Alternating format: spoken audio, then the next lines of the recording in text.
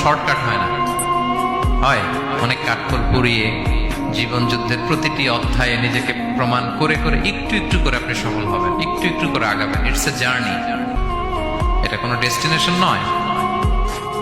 এবং সফল হওয়ার পথ পরিক্রমায় কোনো লিফট নেই, সিঁড়ি বেয়ে উপরে উঠতে হয়। কি বেয়ে?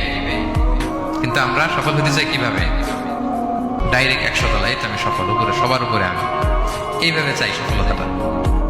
সবার উপরে উঠে যাব, গোল্ড মেডেল গলায় পরাই দিবে, আমরা সাকসেসফুল না। সফলতার রাস্তায় কোনো লিফট থাকে না। কি দিয়ে উঠতে হয়? সিঁড়ি বেয়ে ঘাম জড়িয়ে উঠতে হয়। দেখেন, শুধু আলোর মুখ দেখার জন্য মায়ের পেটে আমাদের কত সময় লাগছে বলেন তো? জাস্ট একটু লাইট, হ্যাঁ, 9 মাস 10 মাস সময় লাগছে শুধু একটু আলো দেখবো আমরা।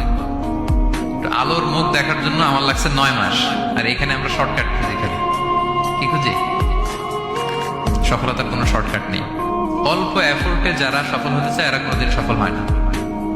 ইউসুফ আলাইহিস সালামের জীবনীটা একটু খেয়াল করেন, একটু একটু করে তিনি সামনের দিকে গিয়েছেন এবং সবশেষে ইজিপ্টের ফিনান্স মিনিস্টার হয়েছে।